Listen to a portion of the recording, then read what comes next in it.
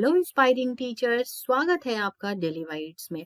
और daily whites के आरंभ सीरीज के बारे में अब तक आपको पता चल चुका है। इट इज अबाउट सीटेट 2022 जो होने जा रहा है दिसंबर में। तो पेपर 1 पेपर 2 का एक बहुत ही महत्वपूर्ण टॉपिक दैट इज मोटिवेशन और मोटिवेशनल रिलेटेड थ्योरीज जो है उनके बारे में हम बात करने जा रहे हैं। बाकी जितने भी टॉपिक्स हैं उन सारे टॉपिक के वीडियो लेक्चर को अवेल करने के लिए आप हमारे चैनल के प्लेलिस्ट में जाइए जिसका नाम है सीडीपी सीरीज आरंभ सीटेट 2022। जब आप वहां जाएंगे तो आपको हर एक टॉपिक एकदम क्रिस्प वे में मिलेगा और साथ में मिलेगा आपको क्वेश्चन सीरीज जहाँ पे क्वेश्चन 1, 2, 3 जिसमें बहुत सारे प्रैक्टिस क्वेश्चंस हैं, हर टॉपिक से रिलेटेड क्वेश्चंस हैं, कैसे उन क्वेश्चन को हम ब्रेक करते हैं, ऑप्शंस तक कैसे पहुंचते हैं और ऑप्शन में जो कंफ्यूजन है उन सारे कंफ्यूजन से हम दूर कैसे होते हैं, बेसिकली हम क्वेश्चन टैकल कैसे करेंगे एग्जामिनेशन में भी, उन सब के बारे में एक डिटेल्ड वीडियोस बन रखी हैं। तो आप जाइए, देखिए और अपनी तैयारी को ब्रश एंड बूस्ट कीजिए। अब बात करते हैं हम मोटिवेशन की। तो देखो, मोटिवेशन, अभिप्रेरणा, प्रेरणा, जो भी आप कहना चाहो, बहुत जरूरी होता है। बिकॉज कहीं पे भी कभी भी हम काम कर रहे हैं उसके पीछे हमारा एक पर्पस होता है और वो पर्पस हमारे लिए मोटिवेटिंग फैक्टर का काम करता है कि हमें क्यों आगे बढ़ना है, वो अग्रसर होने के लिए हम क्यों अग्रसर होना चाहते हैं, उस चीज को डिफाइन करता है। और वो उसके पीछे का एक बैक फैक्टर होता है जो होता है मोटिवेशन।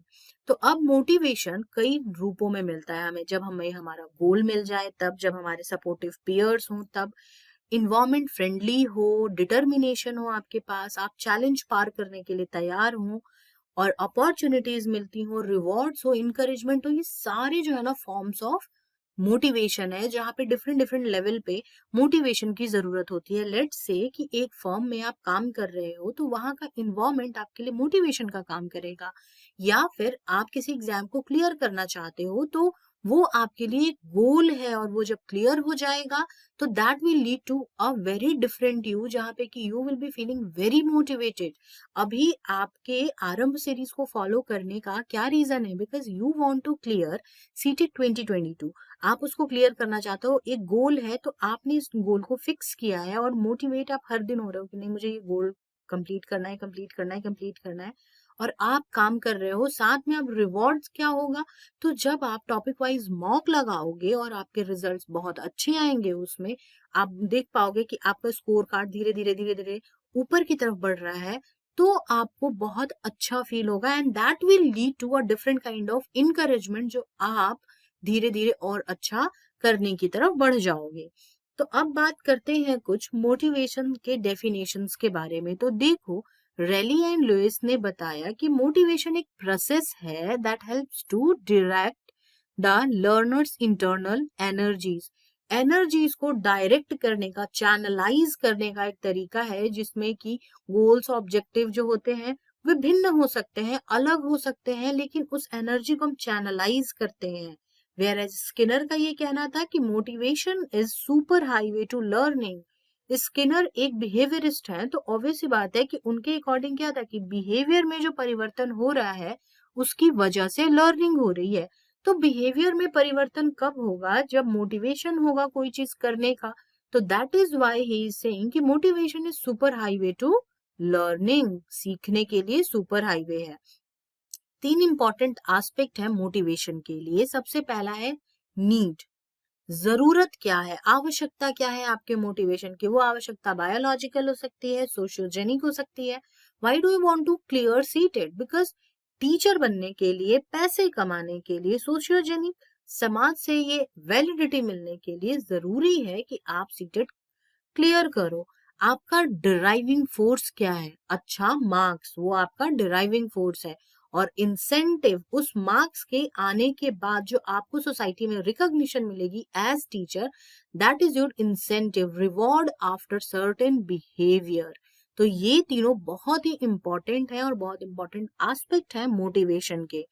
तो फीचर्स ऑफ मोटिवेशन की हम बात करें यदि, तो फीचर इज समथिंग कि ये एक साइकोलॉजिकल प्रोसेस है और कंटिन्यूअस है, कॉम्प्लेक्स और बहुत ही अनप्रिडिक्टेड है। वी नेवर नो कि कब किसकी कौन सी बात हमें बहुत अच्छी लग जाएगी और हम उसके प्रति बहुत मोटिवेटेड हो जाएंगे, बहुत ही फील करने वाले करेंगे, प्रेरणा हमें अलग लेवल की मिलेगी, बिहेवियर उससे हमारा बदलता है, इंडिविजुअल के होल बीइंग से ये रिलेटेड है। साथ में ये पॉजिटिव और नेगेटिव दोनों है। पॉजिटिव यानी मोटिवेशन, नेगेटिव यानी डीमोटिवेशन, जब आप यहाँ पे हताश हो रहे हो, that is also part of motivation cycle, वो भी एक होते रहता है। अब बात करें टाइप्स ऑफ मोटिवेशन की, तो देखो दो टाइप के मोटिवेशन है हमारे पास, एक है एक्सट्रिंसिक बाहरी प्रेरणा और दूसरा है इंट्रिंसिक आंतरिक प्रेरणा। तो एक्सट्रिंसिक प्रेरणा के अनुसार इट इज समथिंग एक्सटर्नल, बाहर से हमें मिल रहा है, it is more on negative. देखते हैं कैसे, क्योंकि यहाँ पे जो चेंजेस आते हैं ना वो पेरिफेरल है, बस ऊपर ऊपर से चेंजेस आते हैं और ये चेंजेस बहुत ही टेम्पोररी है। और काम कैसे करते हैं, रिवॉर्ड्स के ऊपर, कि रिवॉर्ड मिला है तो काम करेंगे, रिवॉर्ड नहीं मिला है तो नहीं काम करेंगे।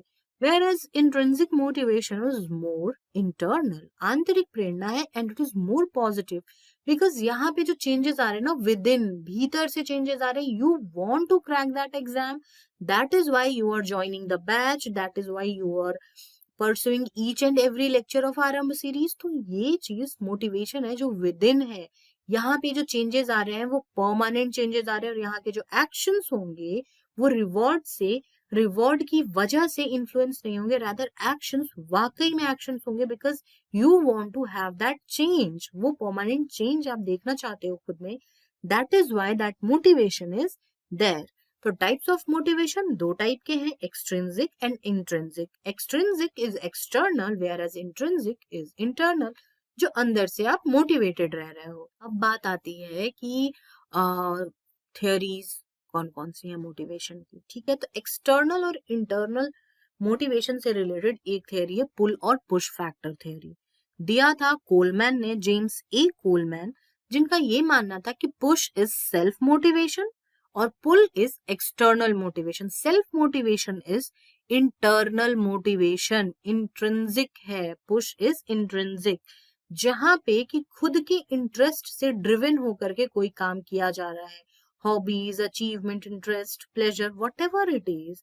Y I am helping certain someone, because I have this feeling कि मुझे बहुत अच्छा लगता है जब मैं किसी की मदद करती हूँ, तो I will always do that.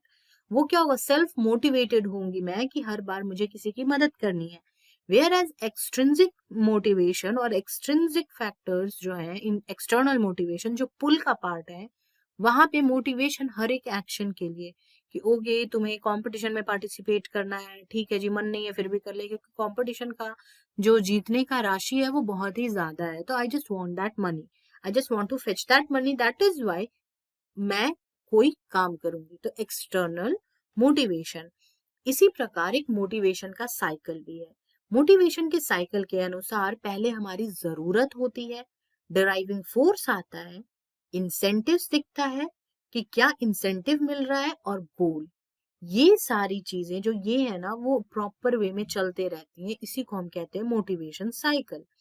तो एक बारी मोटिवेशन साइकिल शुरू हो जाए तो ऐसा है कि मुझे जरूरत है यदि किसी चीज की, तो मैं सोचूंगी, प्लान आउट करूंगी, मोटिवेट करेगा वो प्लान मुझे, मेरा वो इंसेंटिव मुझे मोटिवेट करेगा। अगर वो प्राप्त हो गया तो ठीक है, नहीं हुआ तो गोल फिर से सेम और फिर से ये साइकिल शुरू।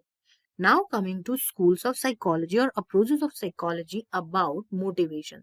सबसे पहला बिहेवियरिज्म अप्रोच, जहाँ पे एक्सटर्नल के बारे में बात हो रही है, बाहरी मोटिवेशन है, law of effect, positive negative, reinforcement और पनिशमेंट, उसकी वजह से लर्निंग हो रही है, चेंजेस आ रहे हैं, that is why behaviourism is also there. Humanistic approach, it is more internal, आंतरिक है मोटिवेशन, जहाँ पे कि आप खुद से सोच रहे हो, खुद के बारे में सोच रहे हो, कॉन्शियस एफर्ट्स लगा रहे हो। And lastly cognitive approach, this is also internal, संज्ञानात्मक दृष्टिकोण भी आंतरिक है, क्योंकि आप अपने संज्ञान से जुड़े हुए हो, उससे बंधे हुए हो। That is why these three are the schools of psychology और अप्रोचेज ऑफ साइकोलॉजी जो मोटिवेशन को देखता है। अब बात आती है थियोरीज ऑफ मोटिवेशन, अभिप्रेरणा के सिद्धांत क्या क्या रहते हैं।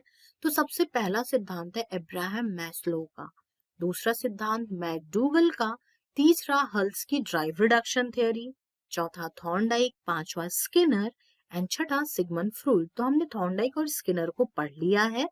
अब हम सिगमंड फ्रॉइड को पढ़ेंगे आगे आने वाले लेक्चर्स में, और आज हम इस लेक्चर में अब्राहम मैस्लो, मैकडूगल और हल की ड्राइव रिडक्शन थ्योरी पढ़ेंगे, और एक बारी ओवरव्यू करेंगे स्किनर और थॉर्नडाइक को भी। तो देखो, मैस्लो की जो ड्राइव रिडक्शन, माफ करना, हायरार्की ऑफ नीड्स वाली थ्योरी है, इसको hierarchy of needs, Abraham Maslow ने जो थ्योरी दी उसको हायरार्की ऑफ नीड्स बोलते हैं। यहाँ पे उन्होंने बताया कि कुछ हमारे नीड्स होती हैं, कुछ जरूरतें होती हैं, कुछ बेसिक होती हैं, साइकोलॉजिकल होती हैं, और फिर सेल्फ फुलफिलमेंट नीड्स होती हैं, और ये हमें मोटिवेटेड रखती हैं कि हमें काम करना है। जैसे साइकोलॉजिकल नीड्स में देखो, फूड, वाटर, वार्मथ, रेस्ट, ये सारी चीजें लिखी हुई हैं। तुम्हें भूख लगेगी तो you will have this thought no कि आपको जाना है किचन में, आपको खाना बनाना है, तो आप खाना बनाने वो सुगंध से, वो खुशबू से और वो फुलफिलमेंट वाली फीलिंग से खुश होगे, तो आप खाना बनाओगे। ठीक है, फिर उसके बाद जब खाना बन गया, किसी के पास खाना, पानी, सब कुछ है, तो फिर वो सेंस ऑफ सिक्योरिटी ढूंढेगा। धीरे धीरे ये बढ़ते चला जाता है। ठीक है, सेंस ऑफ सिक्योरिटी ढूंढेगा एज इन कि वो अपना घर देखेगा कि अब घर बनाना है, गार्ड, अगर घर है तो गार्ड्स होने चाहिए ताकि वो सेफ्टी हमेशा रहे। अब साइकोलॉजिकल नीड्स में फिर आएगा हमारा बिलोंगिंगनेस, लव, केयर, ये सारी चीजें आपके पास, आपका घर है, आप अपनी बेसिक जरूरतें पूरी कर पा रहे हो, तो अब आप इंटीमेट रिलेशनशिप्स ढूंढोगे, फ्रेंडशिप ढूंढोगे, एक्सेप्टेंस ढूंढोगे सोसाइटी से। तो ये सारी चीजें आप धीरे धीरे ढूंढना शुरू करोगे। फिर आप सेल्फ स्टीम के बारे में सोचोगे कि प्रेस्टीज आपको मिले, सोसाइटी में लोग आपको जाने, आपको एक फुलफिलमेंट वाली फीलिंग हो, सेल्फ accomplishment वाली फीलिंग हो। Why do you want to, again I will question this, I will pose this question, why do you want to clear a certain exam? Because आपको वो सेंस ऑफ अकम्पलिशमेंट चाहिए कि आपने कुछ हासिल किया है। और जब ये सारी चीजें हो जाती है हमारे लाइफ में, तो धीरे धीरे हम सेल्फ एक्चुअलाइजेशन पे पहुंचते हैं, अपने आप को क्रिएटिव और बहुत अलग अलग आयाम पे देखते हैं, जहाँ पे हम खुद को सेल्फ एक्चुअल, मतलब बेसिकली हम यूनिवर्सल लेवल पे अब सोचना शुरू कर देते हैं, जहाँ पे morality, creativity, spontaneity, problem solving, prejudices नहीं रहेंगे, आप एक्सेप्ट कर पाओगे, you will be more accepting towards your each and everything. कोई तुमसे कहेगा कि देखो तुमसे ये गलती हुई है, and you will be more on that part कि हाँ ठीक है, हो सकते, I next time I make sure कि मुझसे ये गलती ना हो।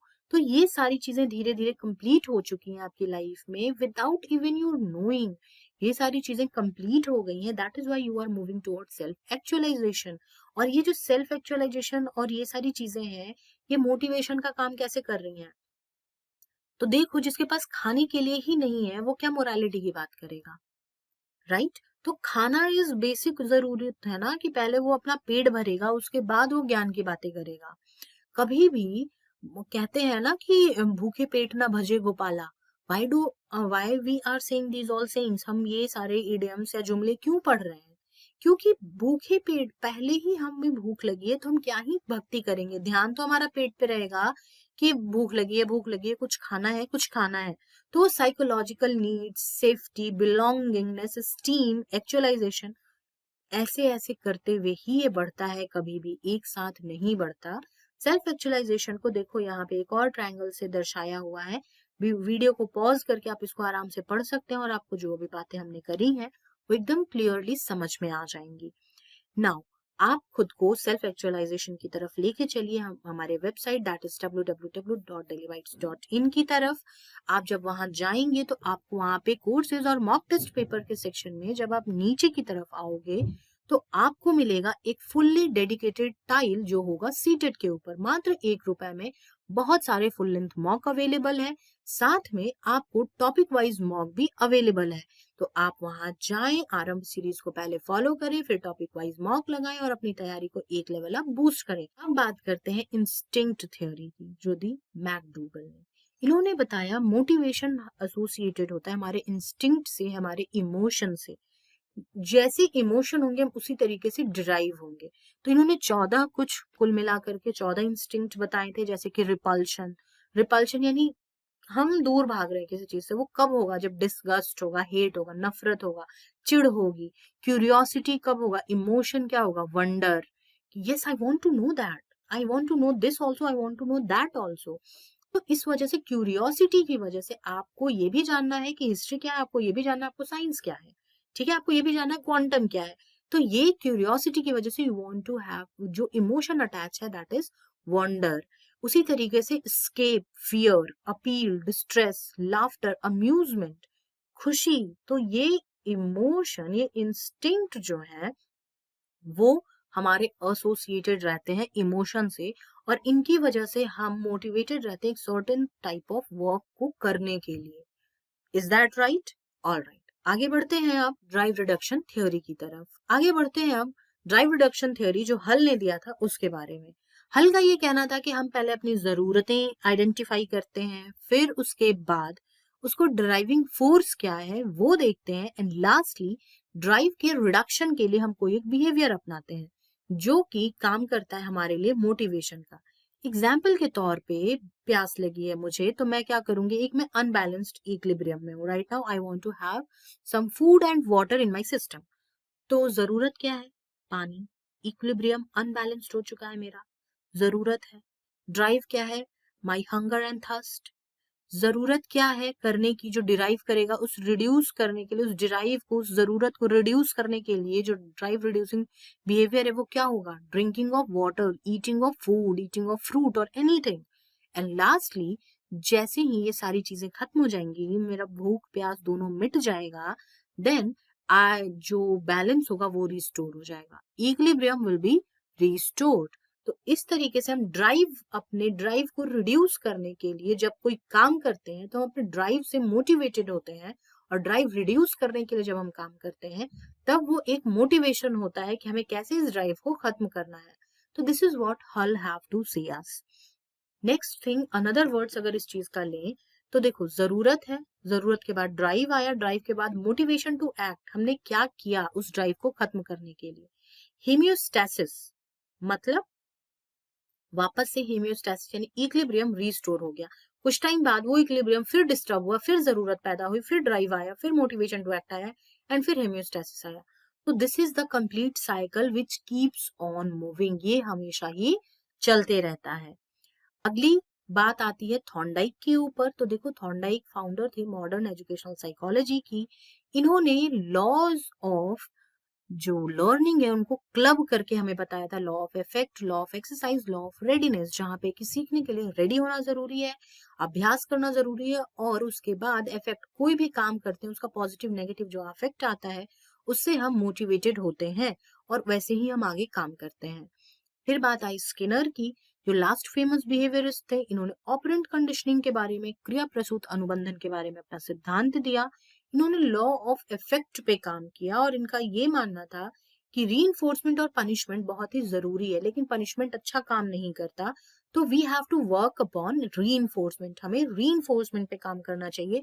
कई सारे शेड्यूल दिए, और उन शेड्यूल्स के अकॉर्डिंग कैसे हम सिखा सकते हैं, लर्निंग कैसे हो सकती है उसके बारे में बताया। ये सारे लेक्चर्स आपको सेम प्लेलिस्ट सीडीपी वाले में मिल जाएगा, तो जाइए देखिए और अपने डाउट्स एंड कंफ्यूजन को क्लियर कीजिए। जो कंटिन्यूअस, जो उन्होंने शेड्यूल बताया था उसमें दो टाइप का शेड्यूल था, कंटिन्यूअस रीइंफोर्समेंट और पार्शियल रीइंफोर्समेंट। कंटिन्यूअस किसी भी बिहेवियर को शुरू करने के लिए अच्छा है, वेयरएज जो शुरू हो गया बिहेवियर है उसको मेंटेन करने के लिए पार्शियल बहुत ही बढ़िया काम करता है। पार्शियल रीइंफोर्समेंट इंडिविजुअल नीड्स को केटर करते हुए चलता है, वेयरएज कंटिन्यूअस रीइंफोर्समेंट बिहेवियर और रिस्पॉन्स के साथ एक रिलेशन क्रिएट कर देता है, और कुछ टाइम बाद ऐसा हो जाता है कि बच्चे तभी जवाब देंगे जब मैम ये बोलेंगी या सर ये बोलेंगे कि बेटा इस चीज का जवाब दो तो मैं तुम्हें चॉकलेट दूंगा, तो बच्चे थोड़े लालची भी हो जाते हैं। फिर इस पार्शियल में होगा कि हमें जवाब देना है, अदरवाइज पता नहीं इस बार चॉकलेट था वो मिस हो जाएगा। तो this is how continuous and partial reinforcement are different. Next thing, जो शेड्यूल ऑफ रीइंफोर्समेंट था उसमें जब हमने पार्शियल की बात की, उसका दूसरा नाम इंटरमिटेंट भी है। दो टाइप का होता है, इंटरवल और रेशियो। इंटरवल अगेन दो टाइप का होता है, fixed and variable, whereas ratio is also of two type, fixed and variable. तो इसके अकॉर्डिंग भी हम प्लान कर सकते हैं कि हमें रीइंफोर्समेंट कब देना है। Next and last thing about today's video is educational implication of motivation. Educational implication क्या है? सबसे पहला, रिवॉर्ड और पनिशमेंट हम तय कर सकते हैं, प्रोग्रेस और रिजल्ट देख सकते हैं, और उनसे हम इंस्पायर हो सकते हैं। कॉपरेट, एक दूसरे को सीखना सिखाने की प्रक्रिया चल सकती है। वेयर एज इंडिविजुअल डिफरेंसेस की वजह से अलग अलग लोग अलग अलग चीजों से इंस्पायर होते हैं। अलग अलग थियोरीज जो आपने अभी देखी हैं, समझी हैं, वो आपको रिलेटेबल लग रही होंगी। कहीं पे कोई एक गलत नहीं, कहीं पे कोई एक सही नहीं। अच्छा काम किया, रिवॉर्ड मिला, प्रोग्रेस मिलेगा। कॉपरेट करके सीखेंगे इंडिविजुअल डिफरेंसेस को ध्यान में रखकर। तो ये सारे हुए हमारे educational implications. So this was it for this video. आप हमारे Telegram channel that is teacher education resource group, इससे जुड़ सकते हैं और आपको वहां पे हर दिन 7:30 बजे आरंभ के टाइम पे क्विजेज मिलेंगे। क्विजेज में कुछ क्वेश्चंस होंगे, उन क्वेश्चंस को सॉल्व करके आप अपनी तैयारी को ब्रश एंड बूस्ट कर सकते हैं। साथ में कोई भी नए वीडियो के अपडेट, सीटेट एस्टेट से रिलेटेड कोई भी नोटिफिकेशन सर्वप्रथम यहाँ आपको यहीं इसी ग्रुप में मिलेगा। तो जाएं, जुड़ें और हर चीज को अर्लीस्ट पॉसिबल प्राप्त करें। साथ में कोई डाउट, कोई क्वेरी है तो I am also available on Instagram and the handle is just right in front of you. जाएं, जुड़ें और अपने डाउट्स एंड क्वेरीज पूछें। I will be there helping you out. Until then, stay tuned, stay connected to Daily Bites. God bless you all. Do follow our series.